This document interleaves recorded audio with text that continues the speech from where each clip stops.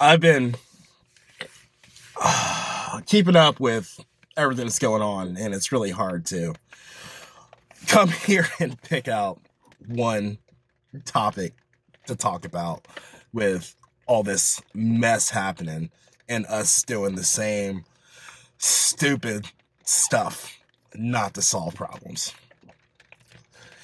I guess the biggest issue right now, considering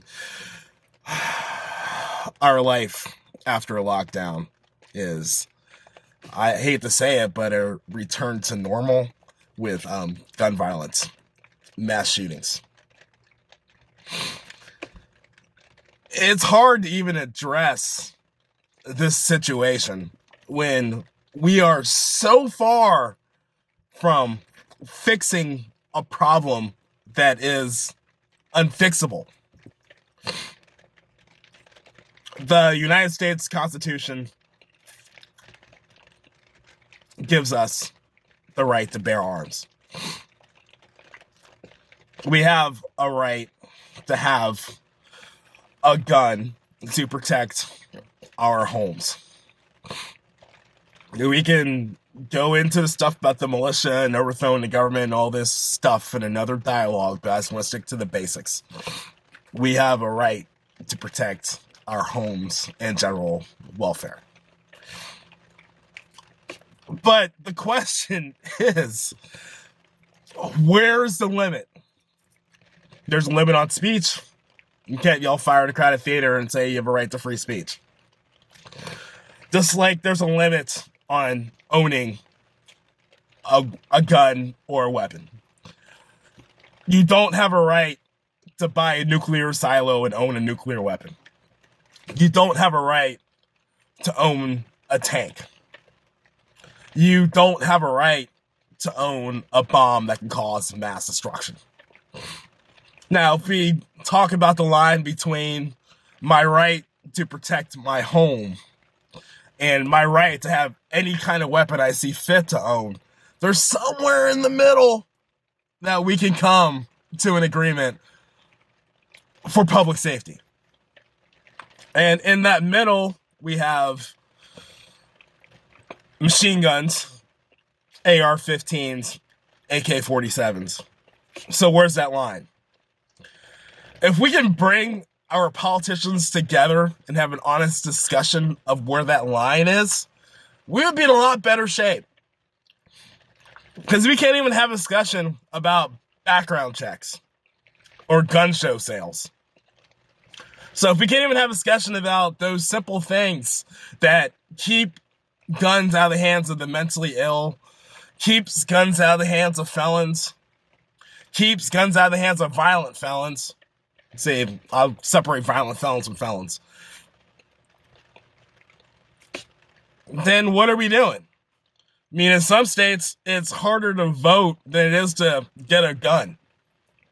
What kind of sense does that make? I guess that's a good segue into my next problem, is election reform. Now, we all had a problem after every election, and some of us have a right to have a problem with the election process. Do we really have a system where we pick the best man or woman for the job to represent us? Or is the system geared more towards people who have money and influence to be able to win elections? Or do I have to join a gang to be able to win an election? These are all valid questions that should be looked into.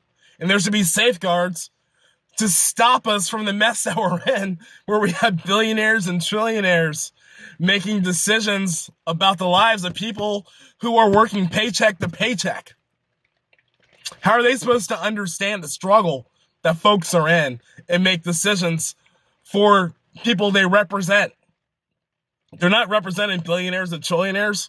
They're representing people on Main Street. The billionaires and trillionaires are a minority. The people who vote them into office are regular Joes just working their ass off to survive. Is that right? So what do? We run around and we fight each other about how someone works harder than somebody else. instead of taking our government to task to use our tax dollars to create more jobs, to create more opportunities, to create a better education system.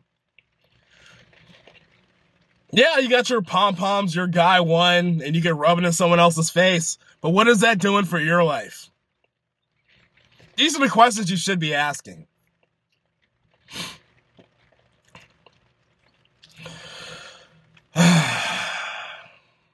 America, are you taking time to understand how you're part of the problem? Are you taking time to understand how we're doing everything not to make the system work for us?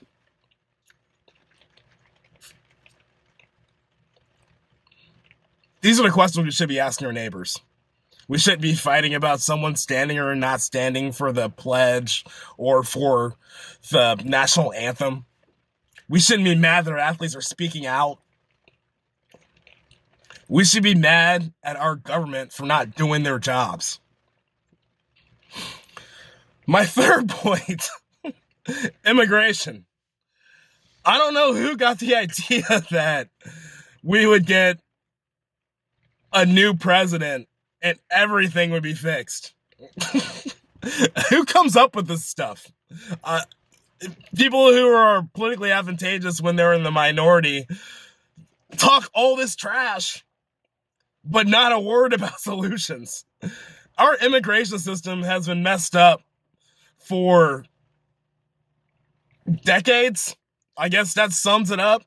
But we're supposed to put one person in office going to fix all this. I mean, the last guy we had in office, the only reason we didn't have the surges we have now is because he was forced to stay in other countries.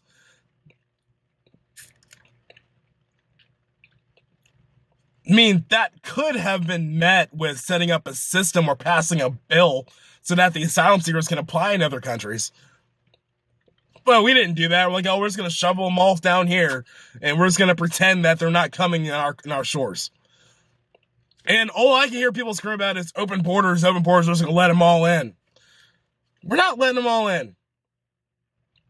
The problem is that we have unaccompanied minors now that are rushing through because they know that we're going to treat them humanely. Imagine that, treating someone humanely.